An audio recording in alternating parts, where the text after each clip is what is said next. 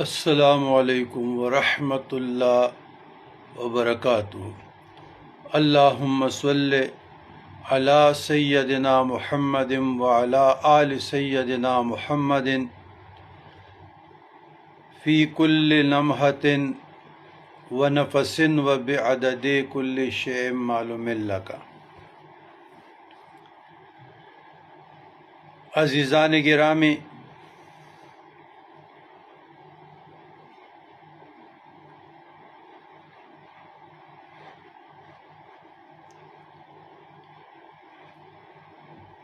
ایک راز،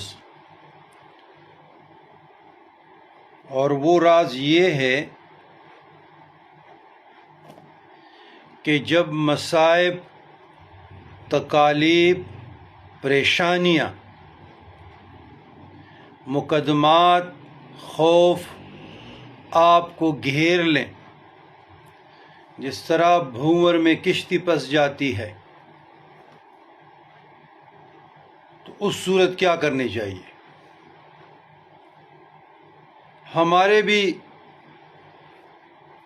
اکثریت موردین کشف القبور و کشف القلوب و شرح صدر میں پڑے ہوئے ہیں، اخلاق حسنہ کوئی نہیں ہے، پنجگانہ نماز کی پابندی کوئی نہیں ہے، شریعت کی پابندی کوئی نہیں ہے،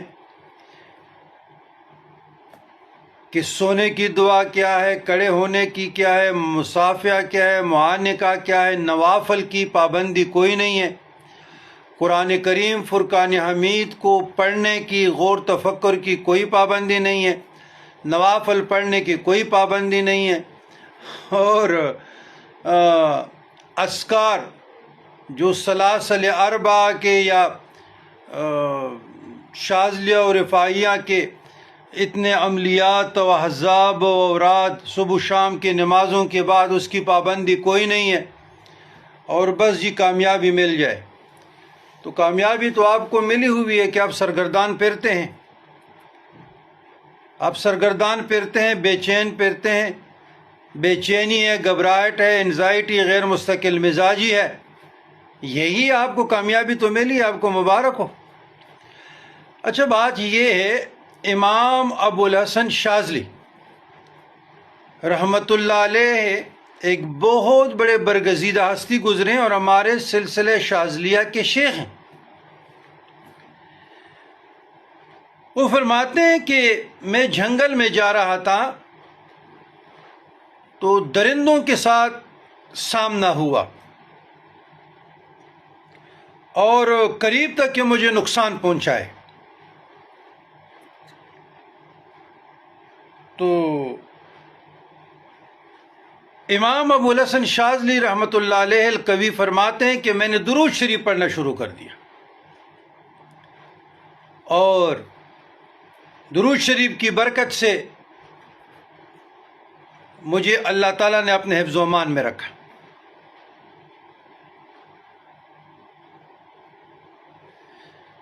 تو وہ فرماتے کہ میں نے یہ سوچ کر درود پڑھا تھا کہ جب اللہ تعالیٰ فرماتے ہیں کہ جو کوئی درود پڑھتا ہے میرے پیغمبر آقا کریم صلی اللہ علیہ وسلم پر، تو اس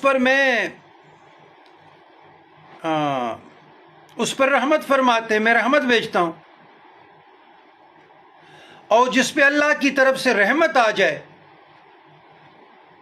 تو مشکل نہیں رہتی، مشکل میں آسانی ہو جاتی ہے۔ تو اس میں ایک چھوٹی سی تحریر بھی فیس بک میں ڈالا گیا تھا، اور ہمارے دلائل الخیرات و شوارق الانوار فی ذکر صلاۃ علی النبی المختار کے پیج میں بھی ڈالا تھا، لیکن مطالعہ بہت کم لوگ کرتے ہیں، اور آج کل ہمارا زیادہ فوکس تحریروں پہ ہے، جوابات پہ، سوالات پہ ہے، تاکہ لوگوں کی عقائد کی حفاظت ہو جائے اس فرقواریت میں، فرفتن دور میں۔ تو بات یہ ہے کہ ہم جس معاشرے میں ہیں یہ درندوں کا معاشرہ ہے، درندوں میں گھیرے ہوئے ہیں۔ تو اے مسلمانوں، آپ درود شریف کیوں نہیں پڑھتے؟ یاد رکھیے گا، جب آپ اذکار پڑھتے ہیں، حزاب پڑھتے ہیں اور اوراد پڑھتے ہیں، عملیات پڑھتے ہیں، تو اس میں 98% خدشہ یہ ہوتا ہے، خدشہ تو خیر نہیں کہنی چاہیے، 98% یہ سالک پر واقع ہو جاتا ہے رجت، نظام کا درہم برہم ہونا یا قبض ہو جاتا ہے۔ تو درود شریف وہ عمل ہے جو آپ کے حل المشکلات کے لیے تریاق ہے، مجرب ہے۔ اور آج ہمارے فیس بک پہ آپ پڑھیے گا، علامہ اسماعیل نبہانی کی ایک درود ہم نے ڈالی اس کی صیغے کے ساتھ، اور علامہ ابن عابدین شامی کی در مختار رد المختار فتاوی شامی سے، اور علامہ افندی کو جو حضور پاک صلی اللہ علیہ وسلم نے خواب میں بتائی تھی۔ میں خود بھی پڑھتا ہوں الحمدللہ، کبھی زیادہ کبھی کم، تو وہ اس نیت سے میں نے ڈالی کہ سالکین جتنے بھی سالکین ہیں، ہمارے ساتھ جڑے ہوئے لوگ ہیں، اس کا فائدہ ہو جائے، وہ بلاؤں سے، وہ مصائب سے، وہ مشکلات سے، وہ آزمائش سے، تنگ دستی سے، مفلسی سے، بے چینی سے، گھبراہٹ سے، خوف سے اس کا بچاؤ ہو سکے۔ اور درود کا کمال یہ ہے، بزرگان دین فرماتے ہیں جو لوگ درود پڑھتے ہیں اس کے آس پاس جتنے گاونڈی ہے اس سے بھی بلائیں دور ہو جاتی ہے۔ یعنی درود وہ عمل ہے کہ اللہ نے اپنے اور اپنے فرشتوں کے لیے خاص کیا ہے۔ تو میں عرض یہ کر رہا تھا کہ آپ درود، راز کی بات میں نے کی نا، تو راز یہ ہے کہ درود اس نیت سے پڑھے جو آپ کے ساتھ جو مسئلہ ہو رہا ہے۔ مثلا مجھے تنگ دستی مفلسی ہے، مجھے پیسوں کی ضرورت ہے، کاروبار میں ترقی کی ضرورت ہے، تو مجھے درود شریف یہ سوچ کر پڑھنی چاہیے کہ اللہ میرے تنگ دستی کو دور کرے۔ تو اللہ پہ رحمت فرماتے ہیں، جب اللہ رحمت فرماتے ہیں تو اللہ کی رحمت جب آ جاتی ہے، مشکل آسان ہو جاتی ہے۔ آپ ایک مرتبہ پڑھے، اللہ پہ 10 مرتبہ رحمت فرماتے ہیں۔ آپ محبوب کریم صلی اللہ علیہ وسلم پر 1 مرتبہ سلام پڑھے، آپ پر 10 مرتبہ سلام بھیجی جاتی ہے۔ تو یہ راز ہے، اس کو آج سے آپ یہ راز سمجھ کر پڑھیں۔ جس چیز کے لیے آپ نے پڑھنے اس کا نیت کرے ذہن میں۔ سفر میں خوف و خطر ہو تو ہم تو اے مسلمانوں درندوں میں گرے ہوئے معاشرے میں رہ رہے ہیں، تو درندوں کے گرے ہوئے معاشرے میں جو آپ رہ رہے ہیں، تو اس سے نجات کے لیے، اس سے بچاؤ کے لیے، اس سے ڈیفنس کے لیے، ان کی حسد، بغض، دشمنی، نقصان، ان تمام چیزوں سے ڈیفنس کے لیے پھر درود اکثیر آپ کیوں نہیں پڑھتے؟ ادھر میں ایک اور چیز بھی ایڈ کرتا ہوں کہ بزرگان دین استغفار کو پہلے کیوں دیتے ہیں؟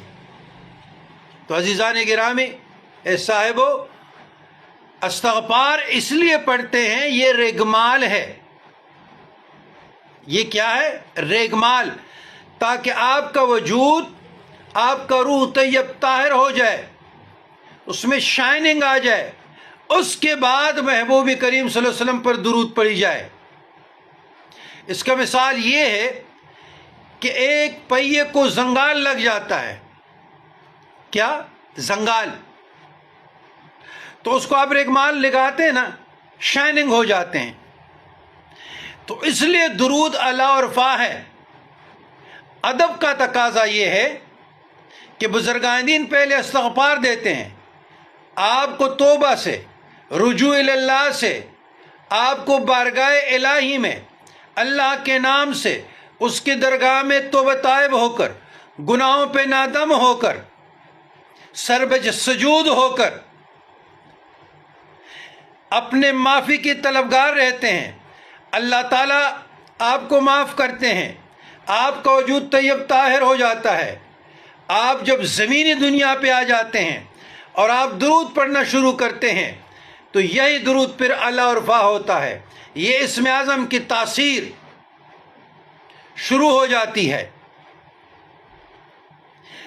تو تمام سالکین حضرات سب سے پہلے استغفار، تمام سلاسل سے پہلے، تمام اوراد سے پہلے، تمام عملیات سے پہلے 1-2 مرتبہ، 3 مرتبہ، 3 مرتبہ سے کم نہیں، پھر درود شریف، پھر جو بھی آپ اذکار پڑھیں۔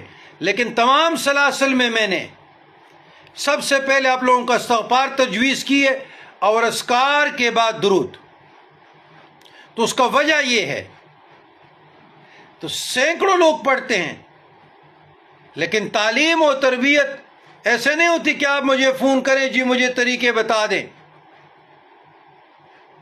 اور پھر غائب ہو جاتے ہیں۔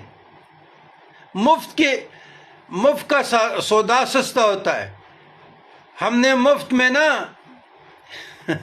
مفت میں، لیکن یہ سوچ سمجھ کر کہ جو کنویں سے پانی نکلتا ہے وہ کبھی سوکھتا نہیں ہے۔ تو اللہ نے ہمیں اخلاص سے نوازا ہے، کوئی رابطہ کم رکھے زیادہ رکھے اس پہ کوئی فرق نہیں پڑتا، تو کنواں پانی دے رہا ہے، وہ کبھی سکے گا نہیں انشاءاللہ جب اللہ کی فضل و مہربانی ہو جاتی ہے۔ ربنا ظلمنا انفسنا وان لم تغفر لنا وترحمنا لنكونن من الخاسرین۔ لبیک لبیک لبیک لبیک اللہم لبیک لا شریک لک لبیک ان الحمد والنعمت لک والملک لا شریک لک۔ الصلاة والسلام علیک یا رسول اللہ، قلت حیلتی انت وسیلتی ادرکنی یا حبیب اللہ یا نبی اللہ یا رحمت للعالمین یا شفیع المذنبین یا خاتم النبیین یا سید المرسلین یا قائد الغر المحجلین یا محب الفقراء والغرباء والیتام والمساکین یا جد الحسن والحسین۔ ربنا تقبل منا انك انت السميع العليم وتب علينا انك انت التواب الرحيم وصلی اللہ تعالی علی خیر خلقی ونور عرشی وزنت فرشی قاسم رزقی مظہر لطفی سیدنا محمد وآلہ وصحبہ اجمعین برحمتک یا ارحم الراحمین۔